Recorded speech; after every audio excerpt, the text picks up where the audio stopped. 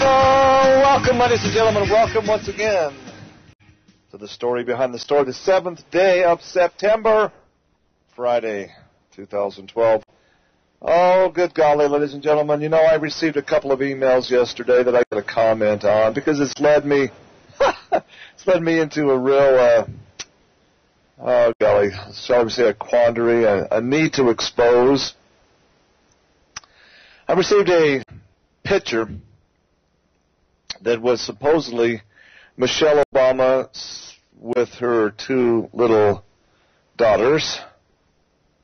The daughters are wrapped in the flags of South Africa, and Michelle Obama, in a fairly formal-looking dress, was holding a nice bouquet of flowers. And the caption was, "This is the Obamas at the Olympics," but that's not true.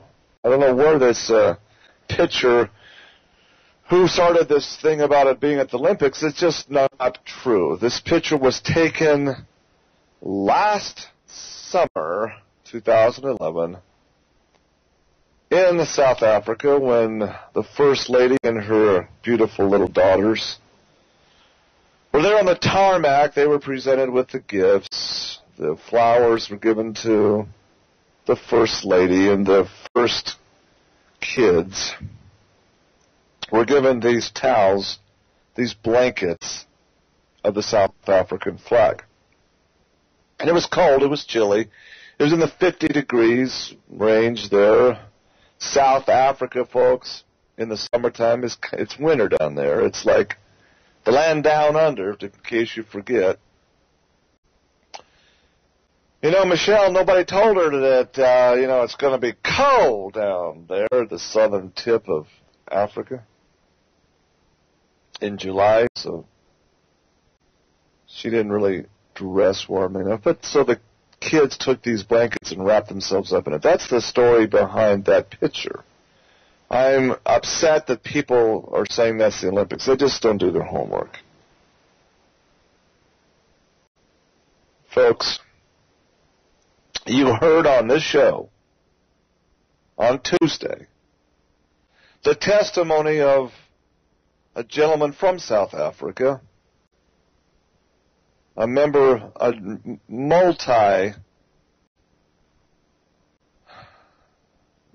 shall we say, his family's been part of South Africa for many generations, a multi-generational citizen of South Africa. The Dutch settlers that went there in the 1600s, ladies and gentlemen, the Boers, B-O-E-R-S, simply wanted to establish a republic, and they did so.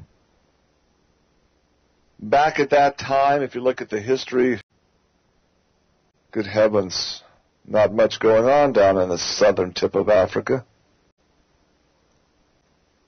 But they established a republic. They established a societal economy. They brought in farming techniques. They basically made it blossom. They shared their technology with the natives there, the Negro population. But during the 1700s and early 1800s, the Edomite influence, this quest for raw gold and diamonds, the conquest of South Africa's wealth began in earnest, and the Boers were attacked. There was a series of what they call the Boer Wars. These are wars against the imperialist powers of the Rothschild banking houses of the United Kingdom, folks, and free people. People that want to remain free, that have a republic of the people, by the people, for the people. And the fact is, if you understand the truth about South Africa, there was genocide against whites like never before right now. The attacks going on for those who want to be free, and just because of the color of their skin, wanting to operate an agribusiness, a farm, makes them targets, and thousands have been massacred. By who, ladies and gentlemen? By the South African Communist Party operatives. SACP, South African Communist Party. I'm going to tell the truth here today, ladies and gentlemen. I want you to tell everybody that you can possibly tell about this information, because the media is sure not doing their job. As you look at the headlines and newspapers across this country touting the wonderful Barack Hussein Obama and Michelle Obama and their kids. Oh, we heard President Bill Clinton come up and give an impassioned plea and gave a good big hug together on the stage. How sweet is that? Ladies and gentlemen, I'm going to tell you what that picture represents of Michelle Obama in South Africa. That's more important. It's more groundbreaking. It's more earth-shattering than them wrapping up in flags in the Olympic Games. Come on, people. Because the media is not talking about what was going on in South Africa last summer. Why was Michelle Obama and her entourage in South Africa? What were they doing there? We're going to talk about that today. Now, Mittens Romney is not a good person in my opinion. He's the equivalent to me of Gordon Gekko in the movie Wall Street, maybe even worse than a Gordon Gekko. He's the very epitome of Zionism. Now, what I'm going to talk about here today is maybe a little bit confusing, but let me tell you, folks, in the Edomite circles, these Edomites, these Khazars that call themselves Jews, but are not Jews, but are the synagogue of Satan, within that structure there are two competing forces that are trying to gain supremacy in Judaism. And this has been the case for hundreds or more years, folks. You got inside the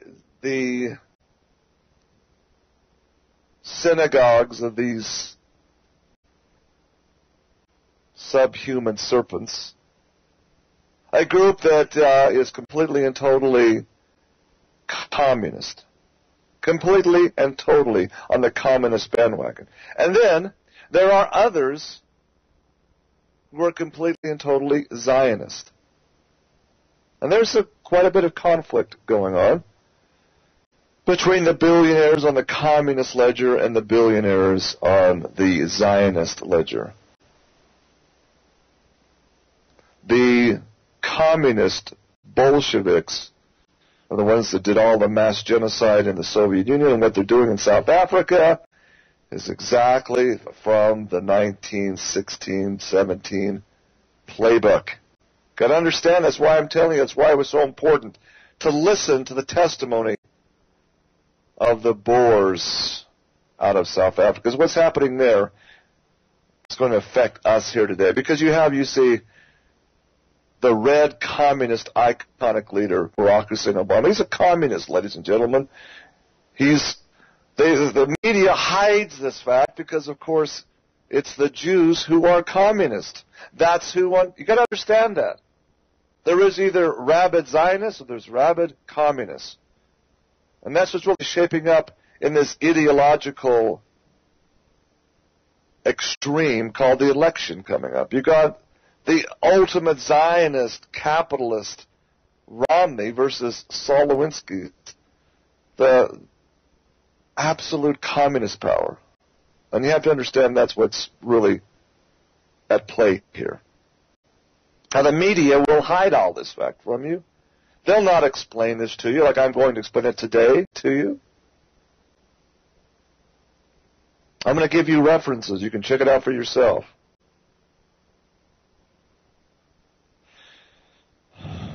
This last year, July of 2011, the South African Communist Party, and their logo was amazing. It's using the Edomite red flag, the red with a black 5-pointed pentagram star.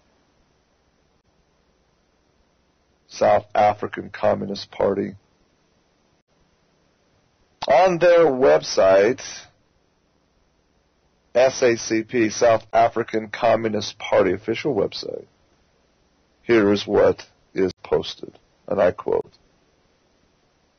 On July 30th, 2011, the South African Communist Party celebrated its 90th anniversary. That was their big shindig celebration in Johannesburg. That brought Michelle Obama and her sweet little daughters to South Africa as guests of honor.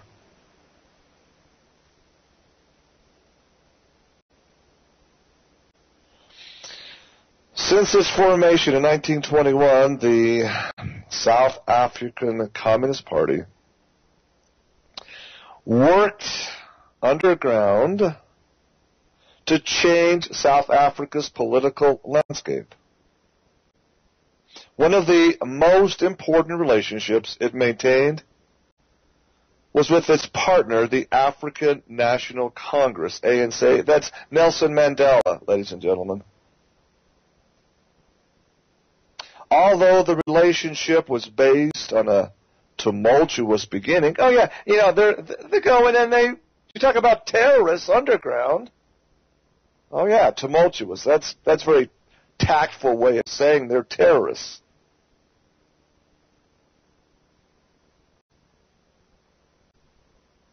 Initially, the African National Congress rejected communism in the 1930s, but following World War II, a strong working relationship to achieve national liberation for the blacks developed during the 1950s.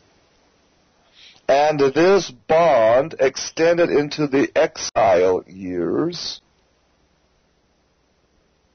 and persists today. You see, they were exiled. They were basically routed out of South Africa.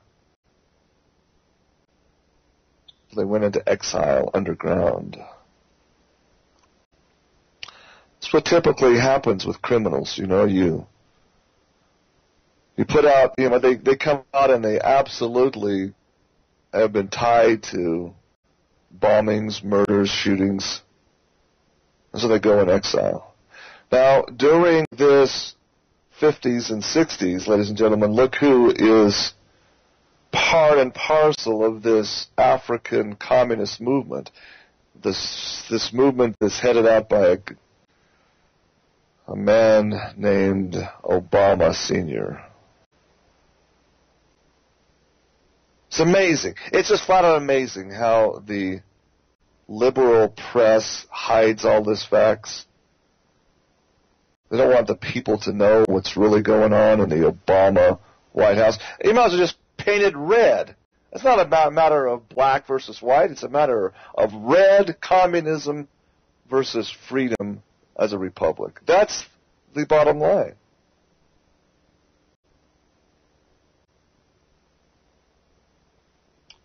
The website, the South African Communist Party website, and I quote, says, in its involvement in mass struggles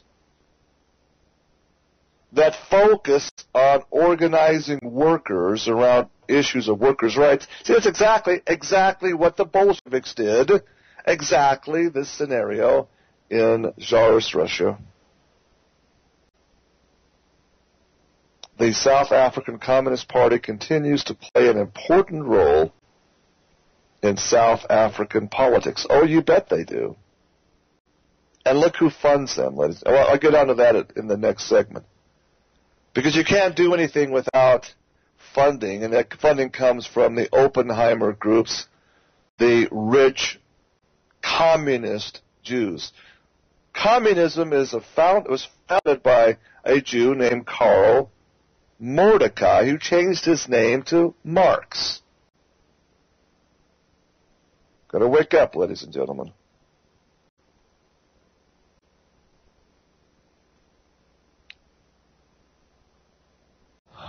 I can go spend all day really showing you the timeline of events, the list of key figures, and the website, the South African Communist Party's history, but they celebrated their 90th birthday. And there's a big shindig, a big gala. And that's why Michelle Obama went to South Africa. It wouldn't quite do for President Obama to show up at such a shindig, but under the radar, the media radar, under the radar, Michelle can go and give his speech for him. That's exactly what happened.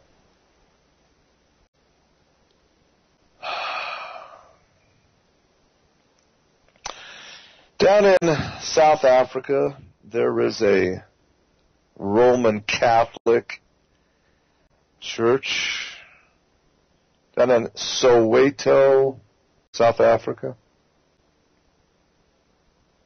the center of Soweto.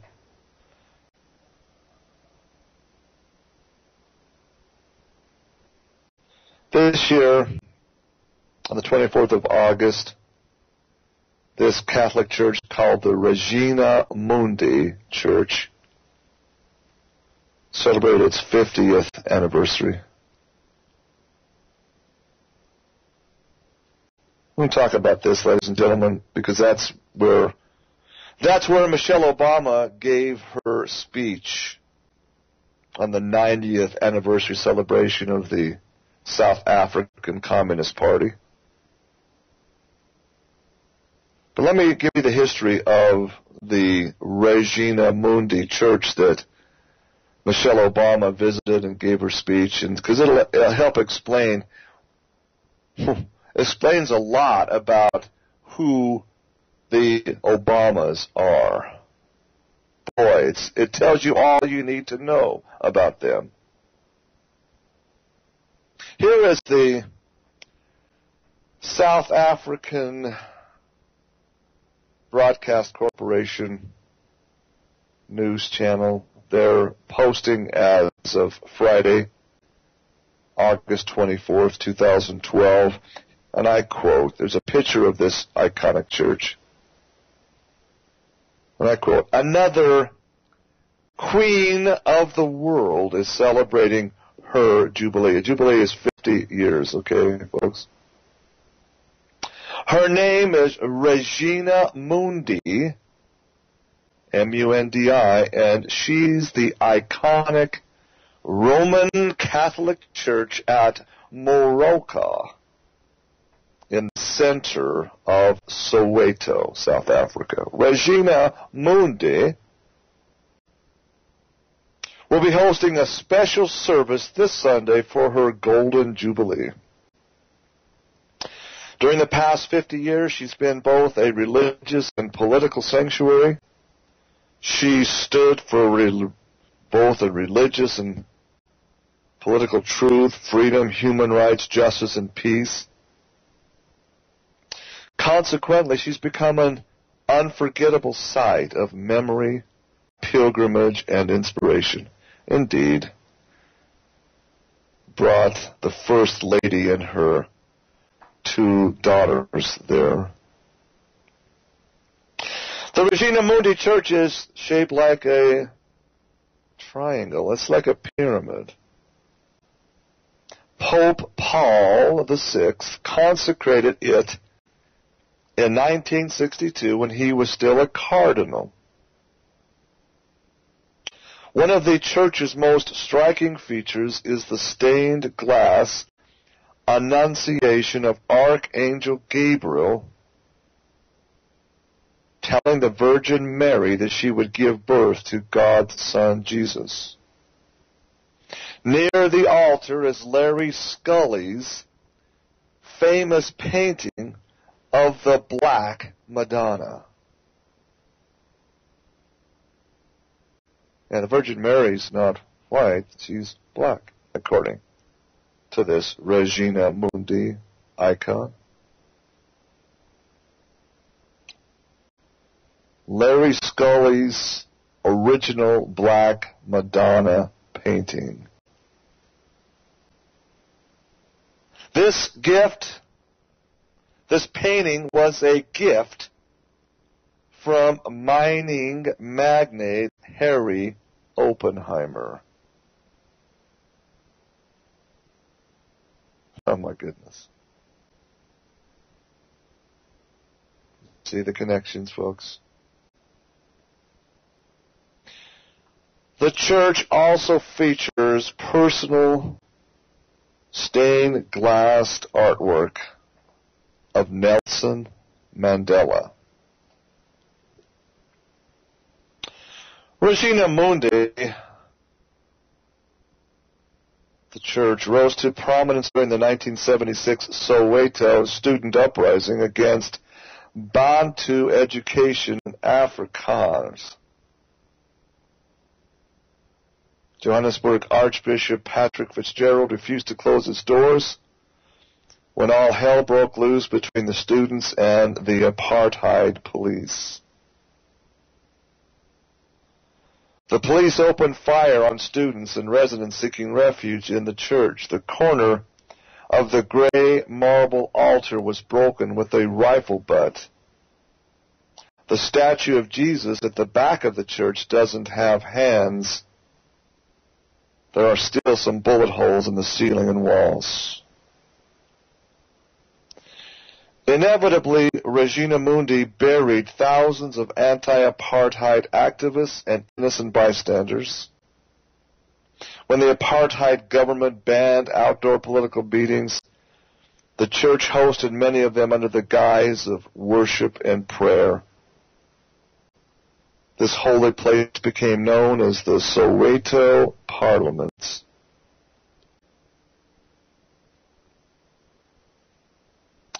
President Nelson Mandela was one of many South Africans who came to the church's rescue by fundraising for its renovation.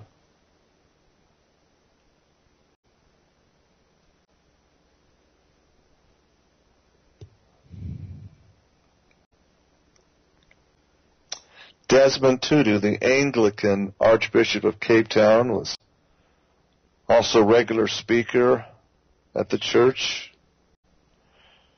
In 1991, Desmond Tutu said in his speech, quote, "Our people want peace, but we've got to remember that there are very many factors that cause the violence. There is the poverty of apartheid, the repression that our people have experienced, the third force, and it is clear that there are some people in the government who want to subvert Mr. de Klerk's negotiation process."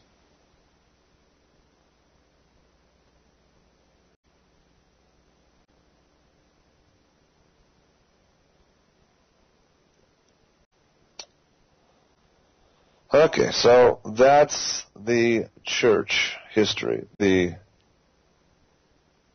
name is Regina Mundi. It literally means Queen of the World.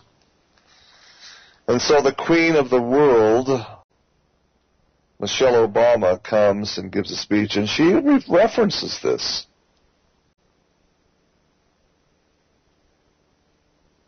This is an amazing, amazing story. Let me share with you the actual verbatim transcript of Michelle Obama's Soweto speech at the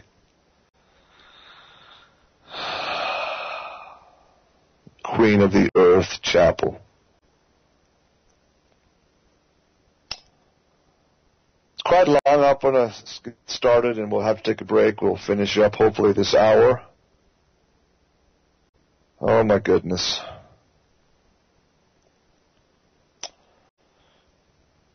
Michelle Obama stands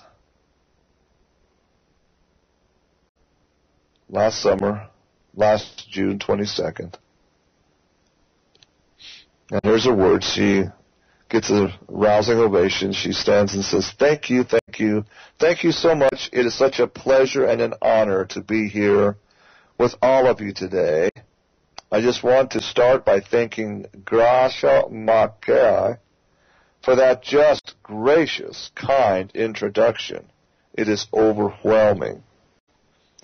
And I want to thank her for her lifetime of service as a champion for women and children.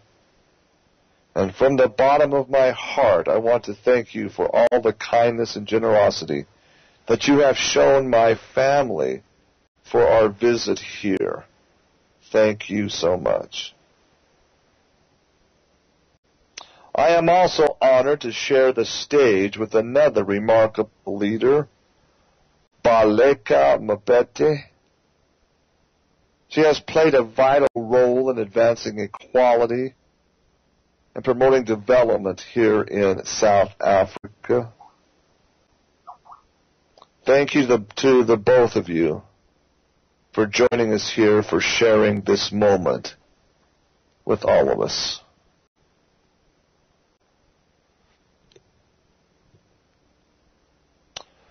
I also want to thank the Archbishop of Johannesburg for honoring us today with his presence. Oh, that's a sage, and she's here at this iconic South African church, the epicenter, the most sacred place in the Communist Party of South Africa. Oh, ladies and gentlemen, you're going to listen to what she says. We'll be right back with more and tell you that and more after these messages. Please stay tuned.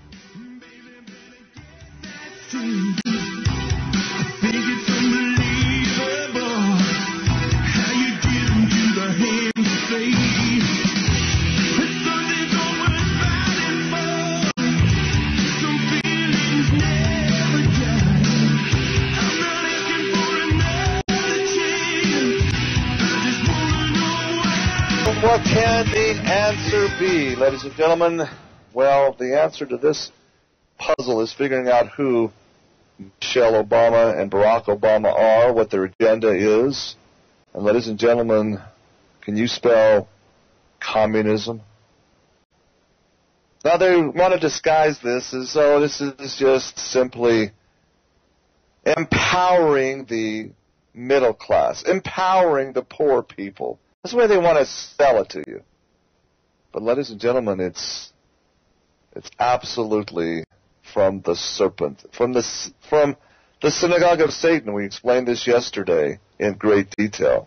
Tex Mars's expose, very well done. The holy serpent of the Jews, that's who the God of the Jews are. And then so you see when you have the two heads of the snake come out, the twin heads of communism and Zionism, it starts to now make sense, you see. I hope you understand it. I hope you can grasp it. So the first part of her speech at this goddess of the world church in Soweto, we learned that she was rubbing shoulders. She's sharing the stage as co-speaker with this Baleka Mbete. Who is Baleka Mbete? Well, do a little research. She's born 24th of September 1949, Claremont, Durban. She spent her preschool years with her grandmother in the northern Transvaal of South Africa, but completed her primary schooling in Durban.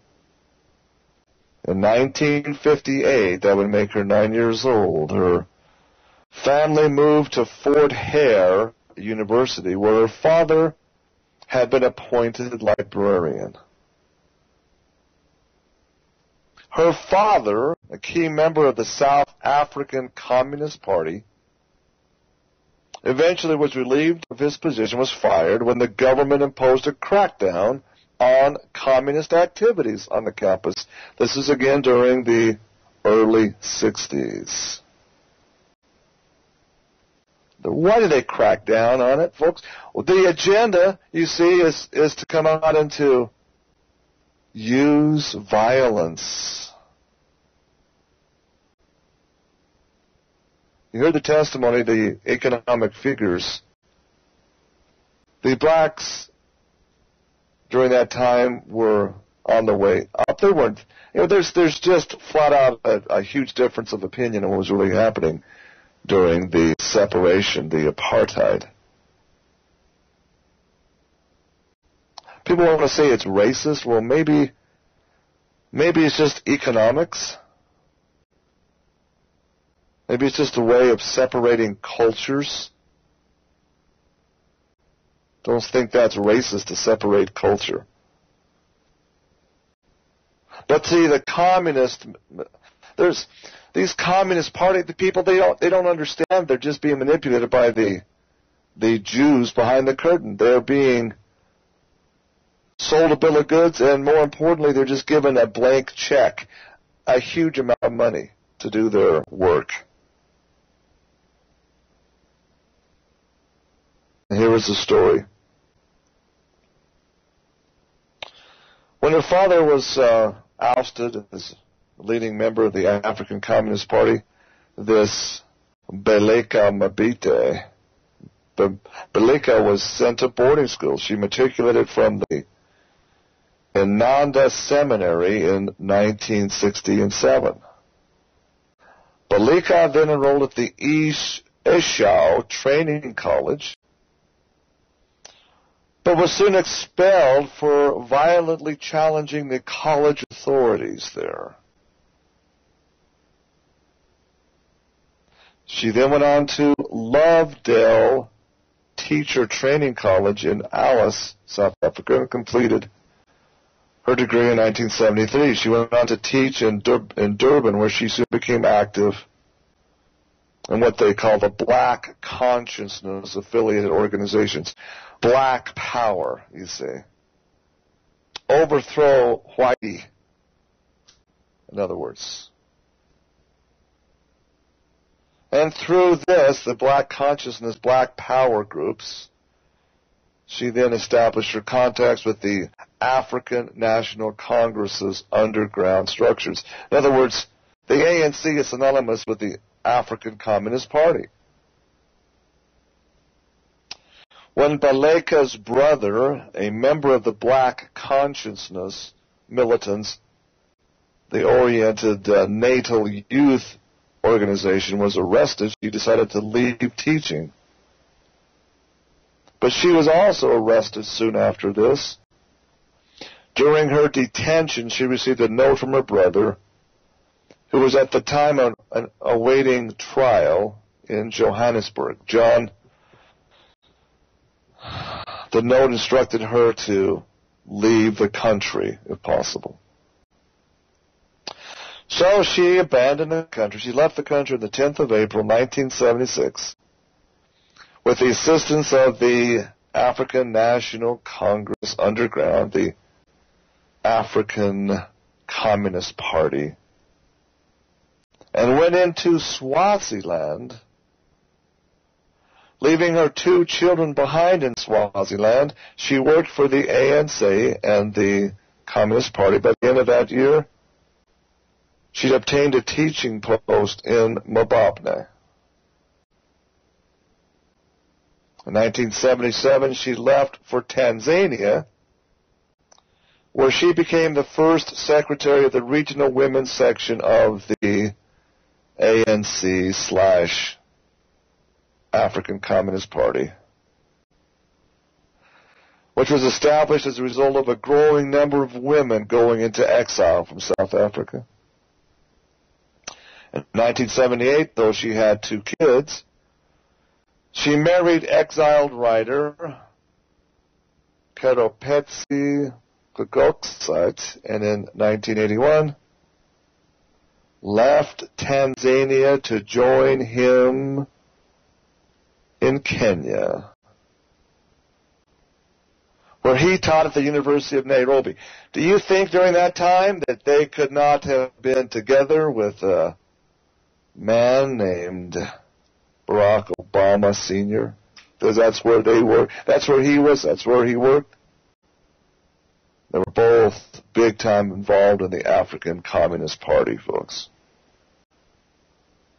Isn't it just a small world?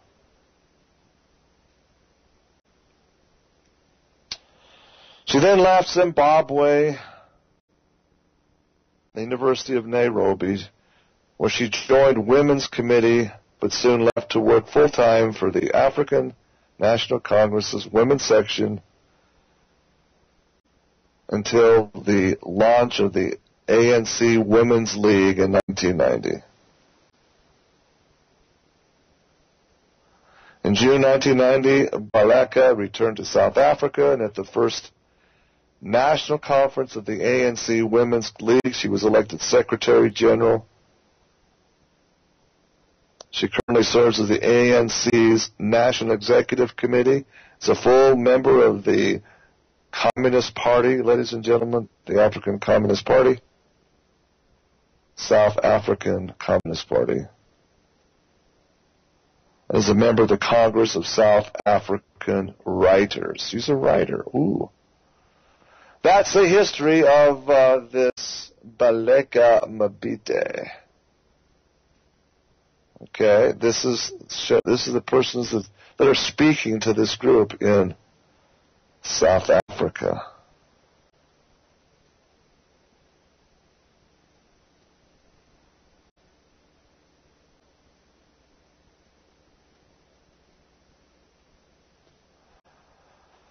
Okay, let's go on to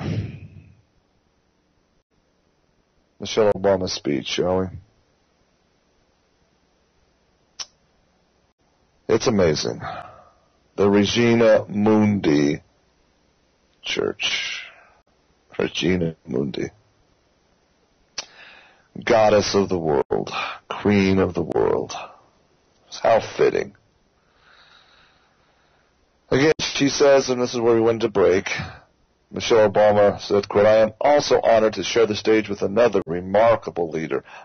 She wants to be the same as Miss Baleka Mbete, communist all the way. She has played a vital role in advancing equality and promoting development. Whose development? It's all being funded by the Oppenheimers, the communist arm of the Synagogue of Satan, folks.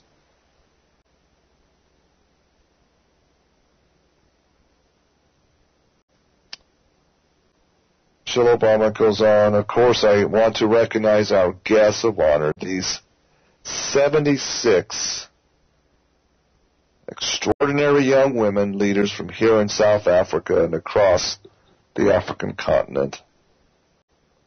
All communists, ladies and gentlemen. Got to get a handle on this. Nothing at all in here about free democracy, free republic. This is all communist rule by some corrupt leaders. Whether they're women or men, it don't matter. Transforming their countries. Oh, yes, indeed.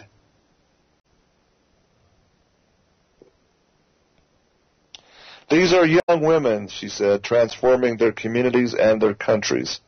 And let me tell you, I am so impressed by all of them. I am so proud of everything they have achieved. And finally, I want to thank the leaders and the congregation of Regina Mundi for hosting us in this sacred space today. It has been more than 3 decades, but those bullet holes in the ceiling, this broken altar, still stand as vivid reminders of the history that unfolded here. And you all know the story, how 35 years ago this month, a group of students planned a peaceful protest to express their outrage over a new law requiring them to take courses in Afrikaans, which is basically English. Thousands of them took to the streets, intending to march to Orlando Stadium. You see, go back and look at this. The security forces came and watched them, and then they began violently exchanging. There were rocks thrown. They just didn't come and start opening fire. There were rocks thrown from the protesters. There was instigated. Just again, exactly what happened in St. Petersburg during the Bolshevik uprising there in 1917. Same exact story. The protesters in Russia were just simply out there making demands for food. Somehow the rail lines had been disrupted, and somehow the markets weren't getting food. The store shelves were empty. So they were out protesting. Give us food. We want food. Mothers with hungry babies and children to feed. They were out, we got to make our voices heard. Somewhere there's agitators in the crowd that started to attack the police, and they fired back. The end result is a revolution. Duh, same thing. Who calls the protests? Michelle. Who organizes these protests? Oh, yeah. Your black consciousness agitators, your South African Communist Party agitators. Doesn't take much. Just takes, if you have 1,000 protesters and you have 5 people in there with some hidden artillery, a hidden pistol or something, just start it firing, start the process going. But you've got to organize the protest to begin with. It's like Occupy Wall Street. Same group of agitators funded by the same group of Bolshevik Jews. Same scenario, folks. So here's Michelle Obama. Here's her spin. But when security forces opened fire, it's Whitey security forces started this whole thing. They opened fire on this innocent group. Some of them fled here to this church. The police followed, first with tear gas and then with bullets. And while no one was killed within this sanctuary, hundreds lost their lives that day, including an innocent boy named Hector Peterson, who was just 12 years old, and Hastings Ndlovu, who was just 15. Again, who agitated this conflict?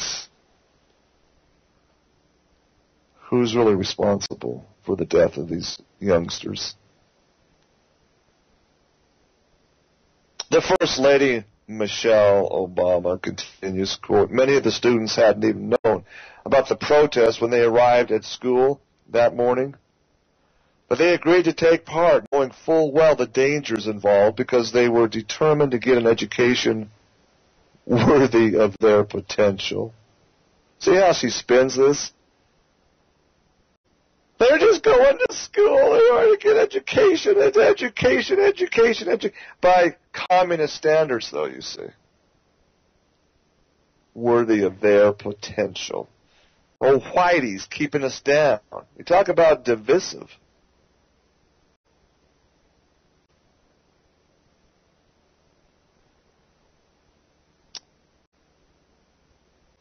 She continues. That June day wasn't the first or the last time that this church has stood in the crossroads of history, cross currents of history. It was referred to as, quote, the Parliament of Soweto. When the congregation sang their hymns, activists would make their plans, singing out the locations and times of their secret meetings. Church services and even funerals often became anti-apartheid rallies. And as President Mandela once put it, quote, Regina Mundi, the Queen of the world, became a worldwide symbol of the determination of our people to free themselves. It is a story that has unfolded across this country and across this continent, and also in my country. The story of young people 20 years ago, 50 years ago, who marched until their feet were raw, who endured beatings and bullets and decades behind bars, who risked and sacrificed everything they had for the freedom they deserved. And it is because of them that we are able to gather here today. It is because of them that so many of these young women leaders can now pursue their dreams. It is because of them that I can stand before you as First Lady of the United States of America. No, it isn't. It's because, Michelle, come on. It's because of the manipulations of the Chicago Jewish Mafia that you stand there as First Lady. That's the only reason. Why don't you tell people why you had your law license removed? Why don't you tell people about that? Why is that all sealed up? What were you doing that was so unethical that caused the review board to say either rescind or sign in your, revoke your own license or stand trial?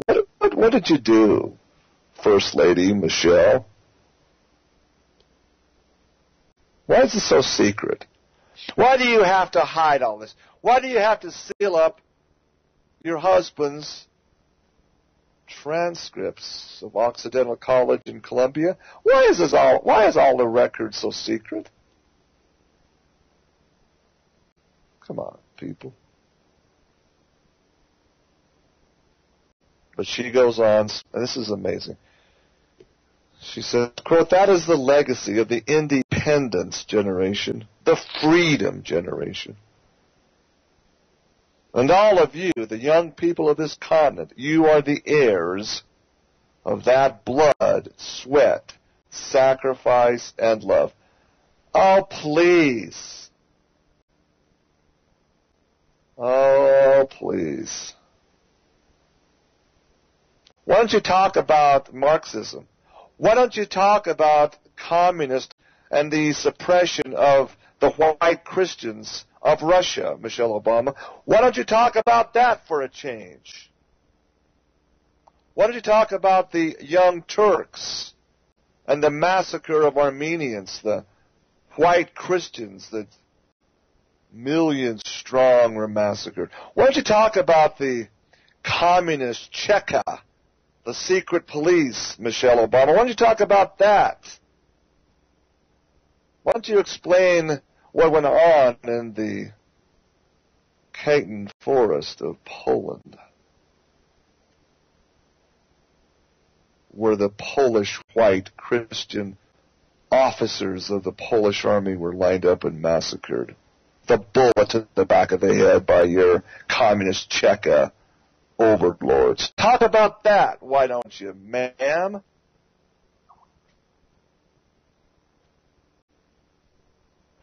You know, this is so unbelievable how the media keeps this vital information from we the people. So the question she asks, the question today is, what will you make of that inheritance? What legacy will you leave for your children and your grandchildren? What generation will you be? Well, obviously, ladies and gentlemen, what's going on in South Africa is another form of genocide, just like what's happened in Armenia, what's happened in the decades of communist rule in Russia. Massacring of white Christians, folks. That's what it's about. That's the story behind the story. Don't be misled. Come to earth. Be fully awakened to reality. We're going to take a break. We'll come back top of the hour to America in Jeopardy. Second hour is following. Thanks for listening. We'll be right back. Oh, we're back, ladies and gentlemen. Welcome back to the story behind the story.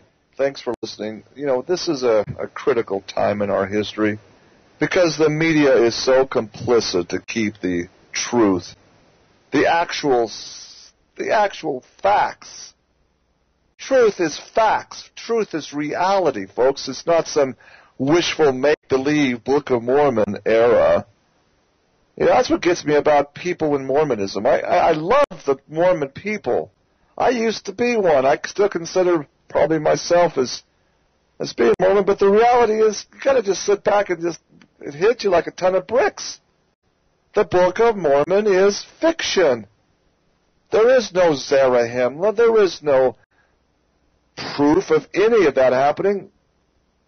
And church leaders, Spencer W. Kimball and others, B.H. Roberts and others, flat out said there is no such archaeological evidence, so quit looking for it. Of course, you might as well be looking for evidence of Never Never Land and Peter Pan. I hate to say that. It's a feel-good story. But there's no such Mulekites or Jaredites or Nephites or Lamanites. The fact is the American Indians are descendants from the people of the steppes of the Himalayas, Tibetans. They're more Chinese than they are Israelite or Edomite. Top of the hour. Get back on task. Get back on topic. America in jeopardy. Here is the America in jeopardy answer, and let's see if you can get the question.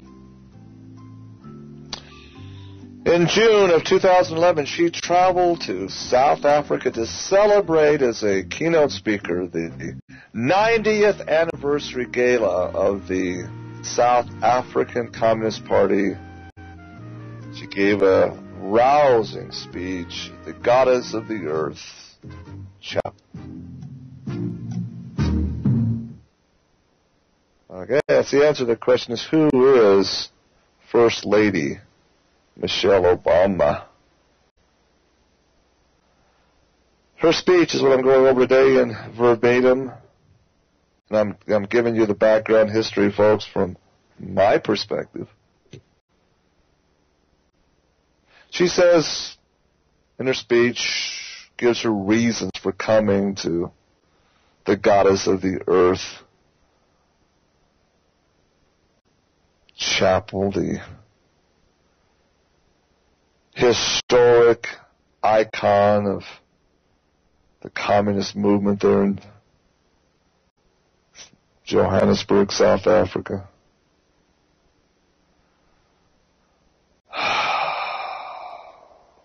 Regina Mundi, the Goddess of the Earth. How fitting.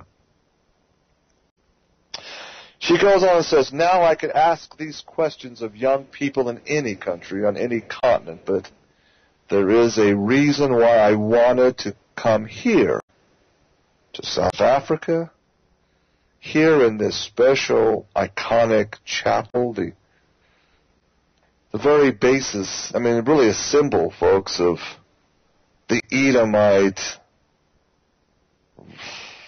Oppenheimer Catholic / Jesuit / communist agenda of the Edomites. The Roman Catholics at the highest level are Edomites. They wear the same skull cap as the Jewish rabbis. Their bloodline and history is identical, and they are tied at the hip, just like the Mormons in 47 East South Temple in Salt Lake City are joined at the hip in the Synagogue of Satan and their movement. And you'll see it very clearly as she exposes it in her speech. There's a reason, she said, why I wanted to come here to South Africa to speak with all of you. As my husband has said, Africa is a fundamental part of our interconnected world. Our? You mean the Edomites' world? It's a world power. South Africa, the diamonds, the gold. See, this is what nobody's talking about. They should be protesting against their Edomite overlords, not the Boers, the farmers, the farming class, the Dutch. but they're not. Our interconnected. Who's our? The black people's interconnected world? The New World Order? It's not the African race, Michelle Obama, that is seeking global conquest and control. You're just being, you're a problem. You are a problem, you and your husband, because you see, you're using your race. You're using the black people, the African Americans, for an agenda that's despicable. You're using them. You've been used. You're puppets. But you know, you're a prostitute, ma'am. You take all the money, the blank checks of Air Force One in your position, and you go and no expenses enough. You spend money like it's growing on trees, like you're made of money, like that commercial shows where the man is dropping money everywhere because he's made of money, right? That's what you think you are. You're queen of the world. Rein it in. Quit spending so much money on all your entourage. It's not your money. Incredible. As my husband has said, Africa is a fundamental part of our interconnected world. And when it comes to the defining challenges of our times, creating jobs in our global economy, promoting democracy and development. See, we're not, come on, Michelle, it's not, we're talking about a republic. You're sitting there dethroning republics. Do you want of the people, by the people, replaced by control over a select few called communist structures?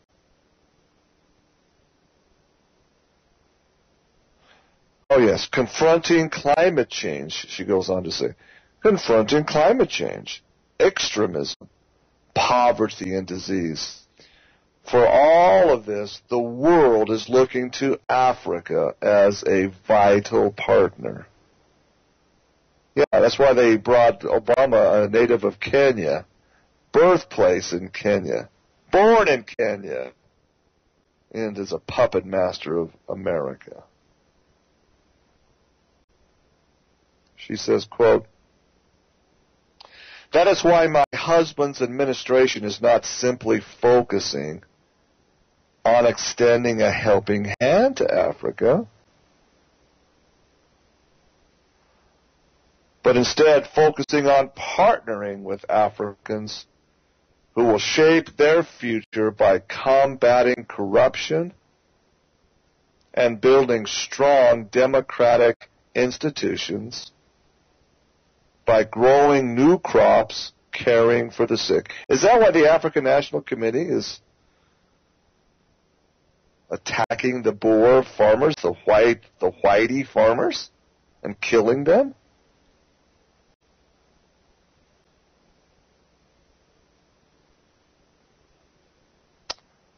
She says, quote, "And more than ever before, we'll be looking to all of you, our young people, to lead the way."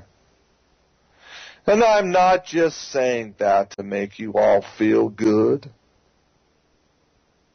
The fact is that in Africa, people under 25 make up 60% of the population. And here in South Africa, nearly 2/3 of citizens are under the age of 30. Wow, folks, why is that? Probably because the adults have been wasted, been shot to hell.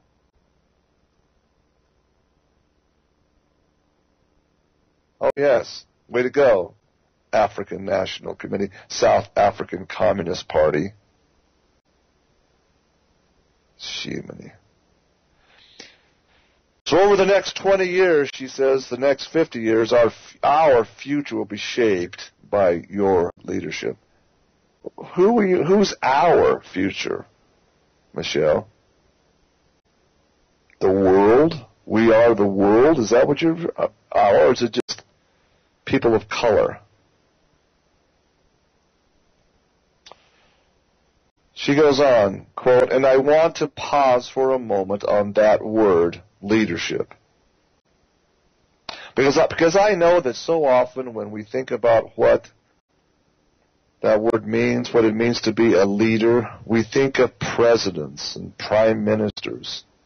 We think of people who pass laws or command armies, run big businesses, people with fancy titles, big salaries.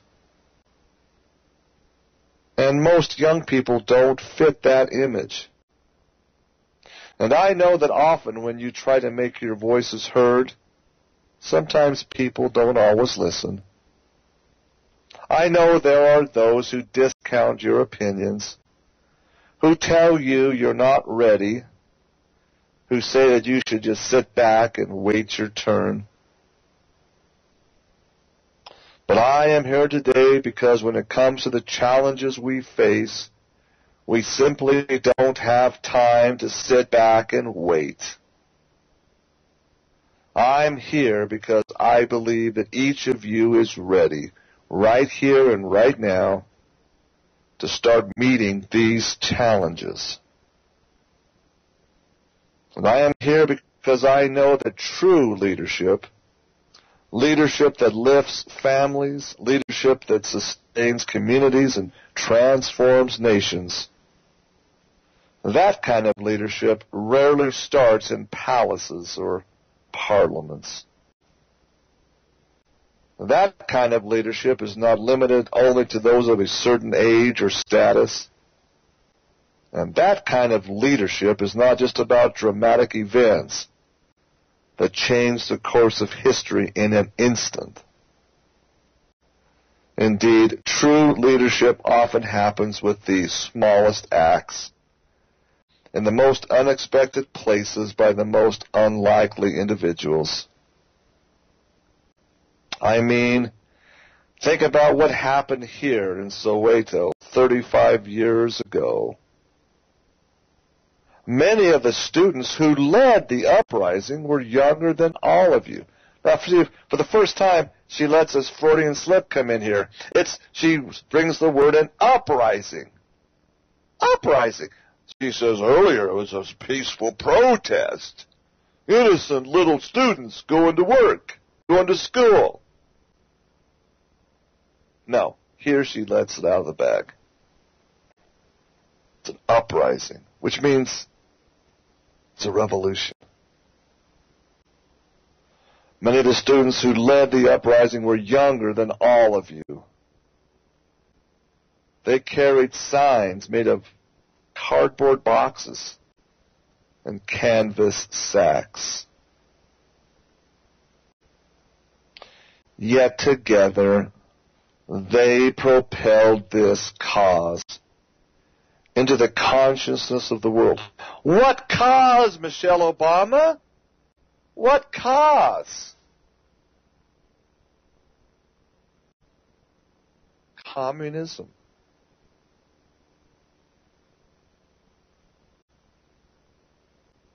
Manipulation. My goodness. We now celebrate National Youth Day and National Youth Month every year in their honor. I mean, think about why don't you tell us what you mean, okay? Think about the giants of the struggle. People like Albertina Sisulu, whose recent passing we all mourn. Orphaned as a teenager, she worked as a nurse to support her siblings. And when her husband, Walter Sisulu, became Secretary General of the ANC, it was up to her to provide for their family.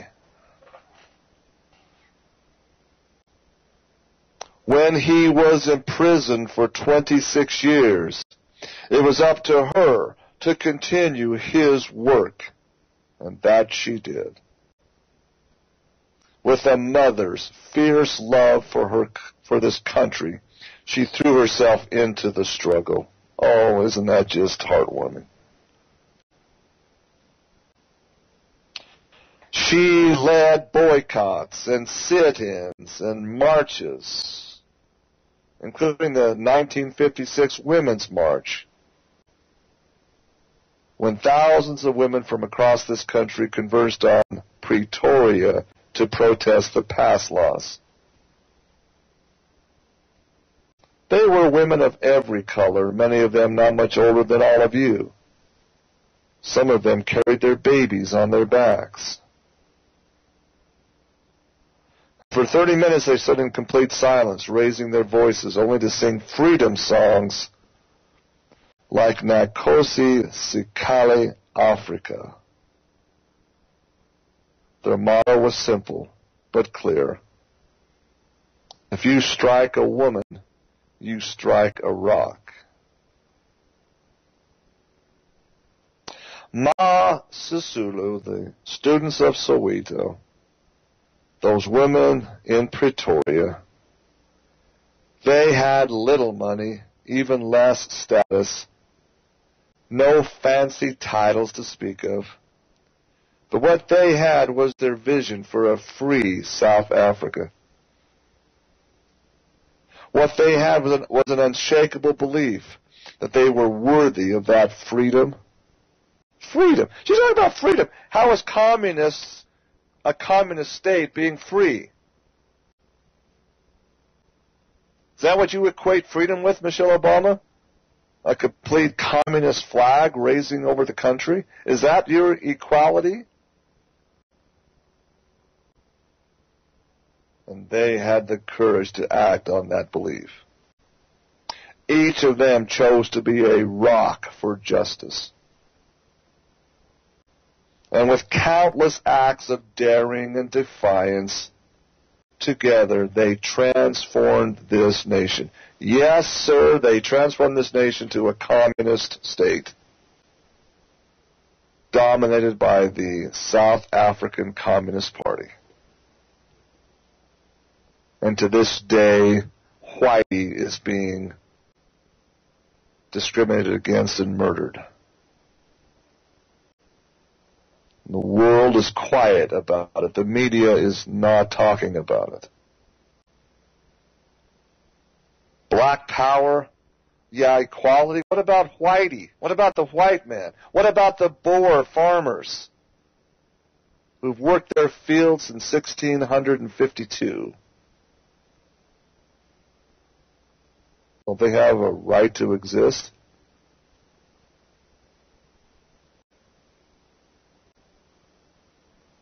Get this blows me away. She says, together they paved the way for free and fair elections, for a process of healing and reconciliation, and for the rise of South Africa as a political and economic leader on the world stage.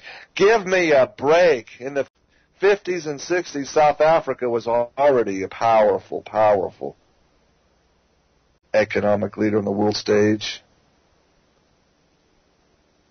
Shimony. It's worse today than it was 30 years ago. But yet, it doesn't stop her from lying about it, does it?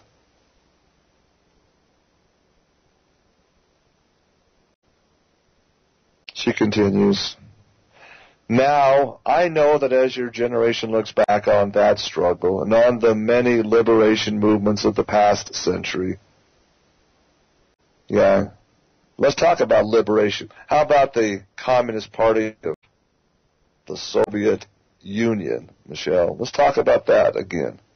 You'll never discuss that, will you?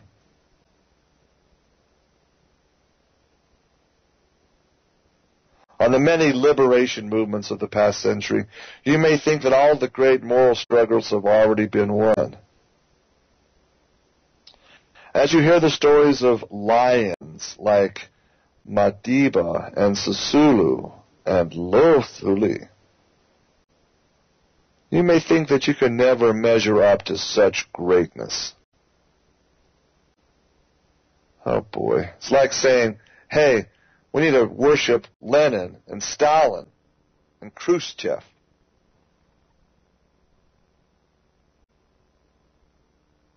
She won't. She says, but while today's challenges might not always inspire the lofty rhetoric of the high drama of struggles past, the injustices at hand are no less glaring, the human suffering no less acute.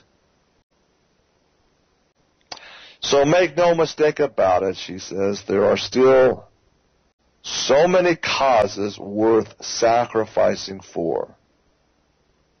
There is still so much history yet to be made. You can be the generation that makes the discoveries and builds the industries that will transform our economies.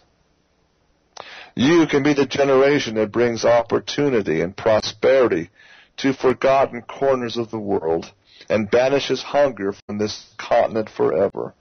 Stop right there, Michelle. Why did your husband, what did your communist lackey husband allow NATO to bomb the living crud out of Muammar Gaddafi's Libya?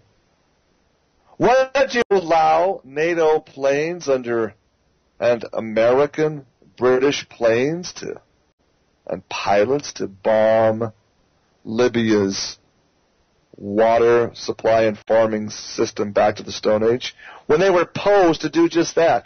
They were poised to begin to plant crops this spring that had every indication would feed a hungry continent. Muammar Gaddafi said it best. He says that when he cut the ribbon on the waterworks project last spring, he said, now we can begin to harvest the crops, to plant the crops, to harvest, to become the breadbasket of Africa. See, all that really Libya needs to become many times greater than the San Joaquin Valley of California, to create incredible crops and distribute them across Africa, is just water. And he had vast, vast oceans of water underground, spent billions of dollars to develop an intricate system. And those NATO planes bombed it back to the Stone Age. How dare you, Michelle, get up and talk to these young people about having a vision to feed the world, when the northern part of the continent was bombed by your husband's actions and Hillary Clinton's actions, because you're just following orders by your communist overlords, the Oppenheimers and Rothschilds. Don't give me that double talk. Your hypocrisy reeks, ma'am.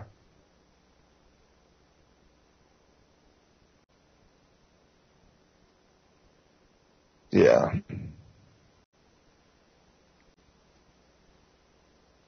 You can be the generation that brings opportunity and prosperity to forgotten corners of the world and banishes hunger from this continent forever. The planes of NATO made sure they stay in poverty and hunger. You can be the generation that ends HIV/AIDS in our time. Oh, let's talk about that, Michelle. Where did HIV/AIDS originate from, and who made it happen? Yeah, your overlords, your military-industrialist complex, your Edomites created the AIDS virus in a laboratory called African green monkey disease, and they targeted the black inferior race. For they're God's chosen people, and you, the black people, are the useless eaters that must be eliminated.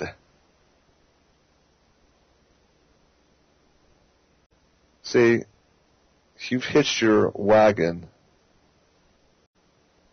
to the enemy's horse.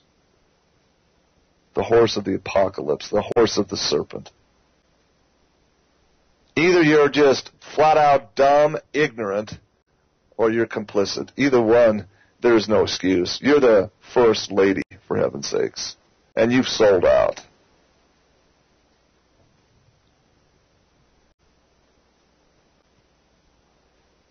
She says, you can be the generation that ends HIV, AIDS in our time. The generation that fights not just the disease, but the stigma of the disease. The generation that teaches the world that HIV is fully preventable and treatable and should never be a source of shame.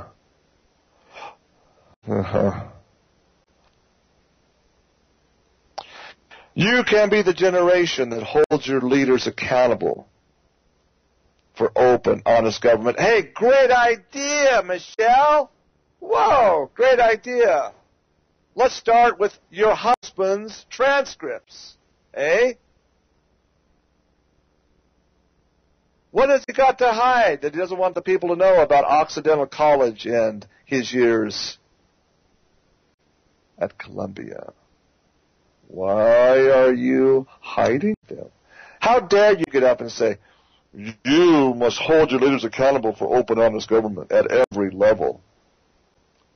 Government that stamps out corruption, in your words, and protects the rights of every citizen to speak freely, to worship openly, to love whomever they choose. Oh, isn't that just wonderful? But let's not look at what I have done. Let's not look at what my husband has done. Just listen to what I say. Don't look at our actions. Just listen to my rhetoric. I'm a good speech maker. I'm a good speech giver. I can prove that at the Democratic National Convention. Ladies and gentlemen, it reeks, the hypocrisy reeks to the heavens. And yet it continues, and the complicit mainstream media is right on board with them. Don't go away. We'll finish up this segment. Again, finish up her speech. Again, at the Goddess of the World Church, the iconic controlled church of the South African Communist Party. She's a guest speaker, and more than likely, not a card-carrying member of the Truth is Known. Don't go away. We're right back out of these messages. Please stay tuned. Oh, yes, indeed. We're back. Welcome to the final segment of today's Story Behind the Story. We have a lot to cover to wrap this up, so I'm going to try and move along. Here we are. The stage is last year's 90th anniversary celebration of the South African Communist Party, and their kickoff to this was their women's conference meeting there at the Goddess of the Earth Church. So, folks, here the Goddess of the Earth is iconic individual, gets up and gives this rousing speech. There was a little blip in the mainstream media. She's on a trip to South Africa. Nobody's really talking about what she's saying, who she's networking with, who they are, what their history is, and how it all ties to Kenya and Barry Sotero's Obama father, supposed father, who really knows. We really have no real birth certificate. We have manufactured false ones. So here's this woman with a very sordid, double-bind past, making all these broad statements. Let's continue on. Let me just, the last thing I quoted here is from her speech. You can be the generation that holds your leaders accountable for open, honest government at every level. Well, that's a great idea. Start with you, Obama. Give us your records. How dare you hide them this election year? Now we know. People should demand to know what's in your college history and records. You shouldn't pay millions to have those sealed up and hidden. So let's stamp out corruption. Let's do what Miss Obama is saying here. Now get this. Government that stamps out corruption and protects the rights of every citizen to speak freely, to worship openly, and I quote, to love whomever they choose. Of course, the reference there is to the lesbian, gay, transgender, bisexual community. Free love! Oh my goodness, yes. Oh, yeah, doesn't matter what God has to say about it, because in the communist model, the communist agenda, God doesn't exist. God is to be mocked. People that believe in God are weak, crippled, lunatic people in the communist manifesto and agenda.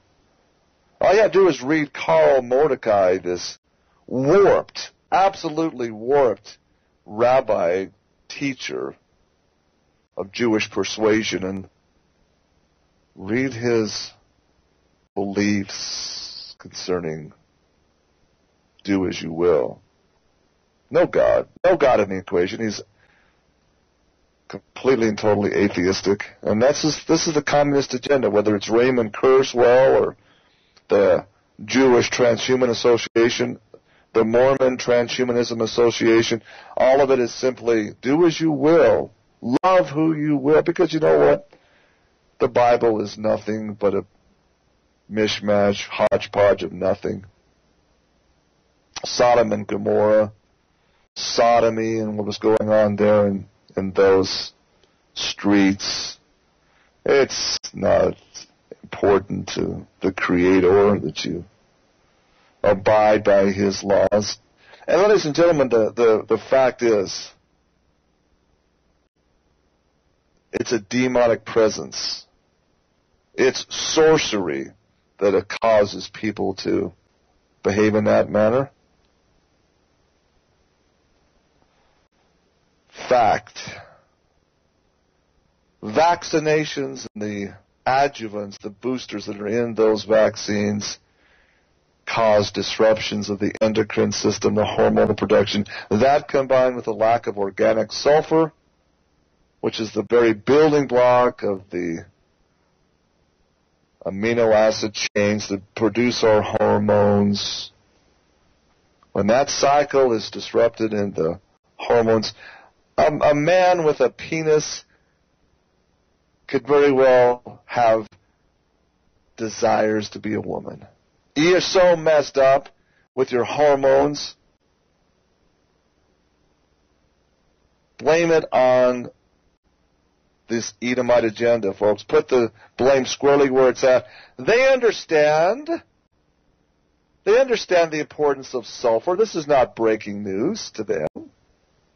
The sulfur cycle was disrupted in 1954 in the U.S. Department of Agriculture edicts under the pen signature of Secretary of the Agriculture Ezra Taft Benson, folks. America has been sulfur deficient ever since. No wonder we have a large segment of minority population putting on drag dresses and walking around with fake eyelashes and wanting to take other men to bed. Michelle Obama, hey, let's be real here, woman. But people like me that stand up and declare the truth of this, we're hate mongers. We gotta be shut up. We gotta be pulled off the air. Again, the hypocrisy screams to the heavens. The Creator, according to John 1 through 3, is the Word. The Word was made flesh. The Word became Christ. The Word was God. The Creator, Jesus of Nazareth, ladies and gentlemen, did not make men to go to bed with other men. They didn't make women to go to bed with other women. They didn't make mistakes of gender. I just can't function as a woman. I need to have a special operation made. And by the way, that's a great little joke. You know, you take out your appendix, it's called an appendectomy. So, obviously, a transvestite sex change from a woman to a man is simply addictomy. Gotta laugh a little bit. God doesn't make mistakes like that, folks. But in our society, our sick, perverted society that's so messed up with drugs and sorceries and walk-in demonic spiritual possessions, this thing is fine and normal. And here's this first lady, so-called, speaking at the goddess of the earth, an Illuminati icon if there ever was one, espousing love whomever they choose. Incredible. She goes on. Quote, "You can be the generation to ensure that women are no longer second-class citizens, that girls take their rightful places in our schools. You can be the generation that stands up and says that violence against women in any form, in any place, including the home, especially the home, that isn't just a women's rights violation, it's a human rights violation, and it has no place in any society." Well, you got that one right, Michelle. You're right on point with that one. There is no excuse for violence against women. And that's, again, one of the reasons why I left Mormonism. Folks, you talk about women that are second-class citizens in Mormonism, and I'm talking about the early history, the role of the polygamous wife. You take a snapshot of the Warren Jeffs polygamous compound in Texas and southern Utah, and it's a snapshot image of Utah in the 1850s and 1860s. Women are just breeders. Their role is to simply come to their husband's demands and wishes and have children.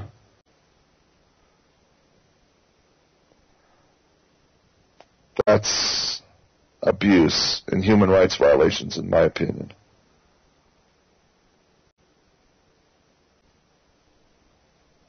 You know, I'm 100% for women being, you know, they're, bottom line, folks, women to me are not equal with men. They're greater. I hate to say that, but it's the truth.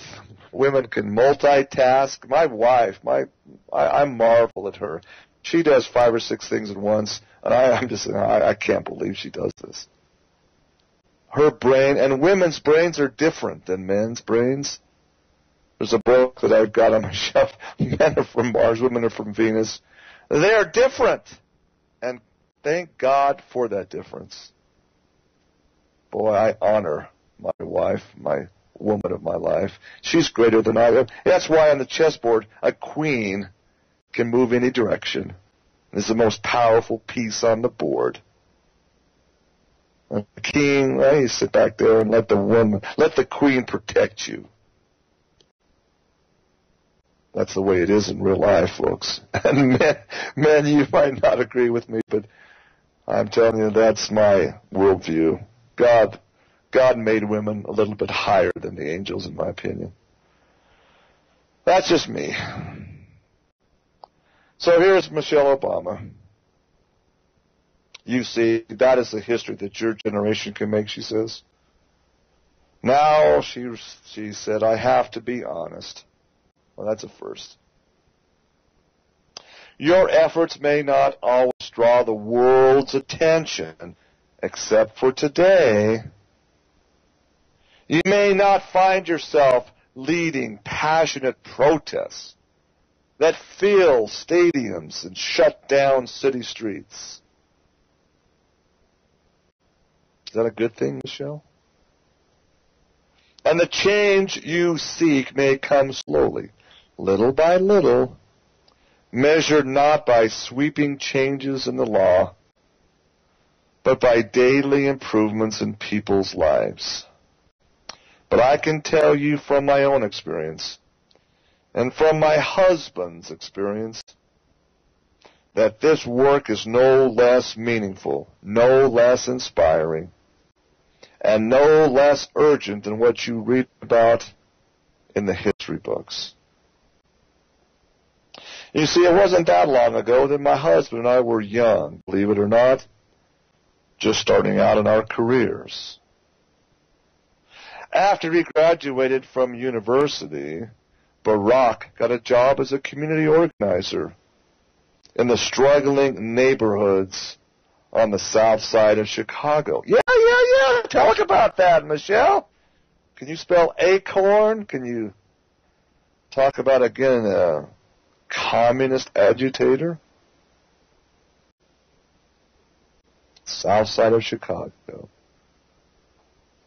There's a song about the south side of Chicago and the mobsters that rule it. Nothing's much changed since the days of Al Capone. She goes on, a lot of people there were out of work and barely getting by. Children had few opportunities and little hope for their future. And trust me, no one thought that this skinny kid with a funny name could make much of a difference. But Barack started talking to people. He urged them to start working on the change they wanted to see. Change, you see. Soon, slowly, folks started coming together to fight for job training programs and better schools and safer housing for their families. Oh, please, let me throw up now. What a freaking joke that is. That's not what Acorn's all about. It's about manipulating the mob's money again. Slowly the neighborhoods started to turn around.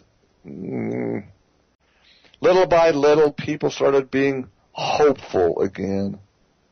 And that in turn made Barack feel hopeful. You mean Barry? Feel hopeful? And I had a similar experience in my own career. Like my husband, I came from a modest background. My parents saved and sacrificed everything they had so that I could get an education. And when I graduated, I got a job at a big, fancy law firm, a nice salary, a big office. My friends were all impressed. My family was proud. By all accounts, I was living the dream. But I knew something was missing. I knew I didn't want to be way up in some tall building all alone in an office writing memos. I wanted to be down on the ground working with kids, helping families put food on the table and a roof over their heads. So I left that job for a new job training young people like yourselves for careers in public service. Oh, folks, she did not just leave her position. She was let go. She was canned. There's reasons why, okay? I was making a lot less money. See how altruistic she, oh, look at me, I'm giving. My office wasn't so nice, but every day I got to watch those young people gain skills and build confidence. And then I saw them go on to mentor and inspire other young people, and that made me feel inspired. It still does.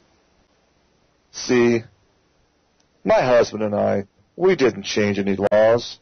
We didn't win any awards, get our pictures in the paper. But we were making a difference in people's lives.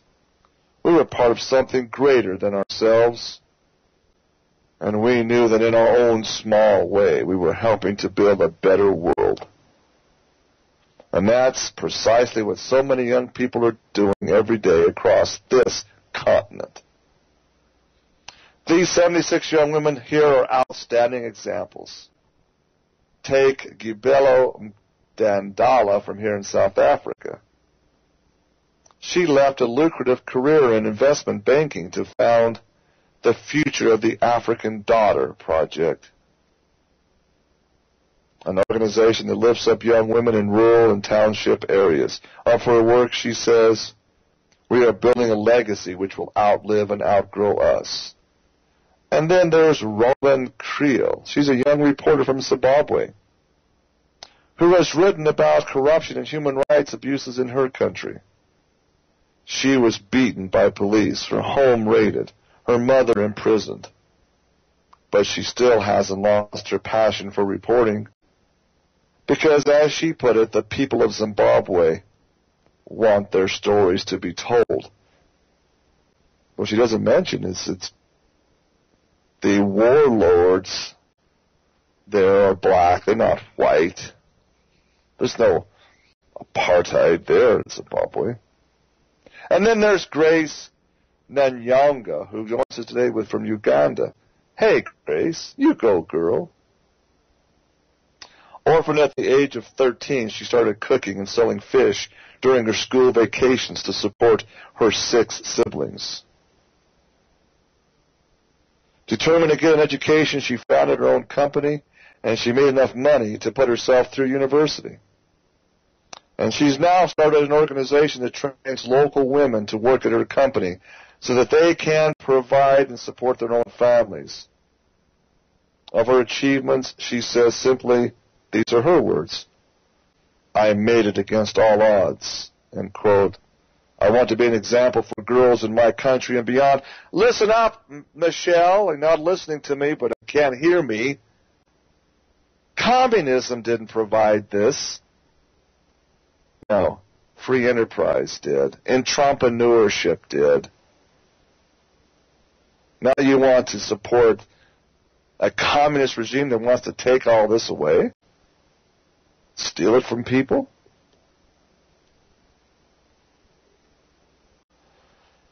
No, now Grace could have been content, she said, to make lots of money and just to provide for her own family. Quebeco could have climbed the corporate ladder and never looked back. Where is she? Please stand. Grace, you got to stand. Come on, where is she? Is she out there? And no one would have blamed Robin. Where's Robin? No one would have blamed Robin if, after all she'd been through, she decided to quit reporting and pursue an easier career. But these young women, and these are just examples of stories that go on and on, these young women could not be content with their own comfort and success when they knew that other people were struggling. You see, that's how people of conscience view the world. It's the belief, as my husband often says, that if any child goes hungry, that matters to me, even if she's not my child. If any family is devastated by disease, then I cannot be content with my own good health. If anyone is persecuted because of how they look or what they believe, then that diminishes my freedom and threatens my rights as well. And in the end, that sense of interconnectedness, that depth of compassion, that determination to act in the face of impossible odds, those are the qualities of mind and heart that I hope will define your generation. She ends up, ladies and gentlemen, with a political rally. She screams again about America's history and about this. She says, the voice of a generation, you can tell them, yes, we can. What do you say? Yes, we can. Yes, we can. And they go through the whole routine. Change you can believe in, ladies and gentlemen. Communism doesn't work. Flat out doesn't work, folks. That's my message. You have a great weekend. Be back on Monday. Learn and study. Be well. Be safe.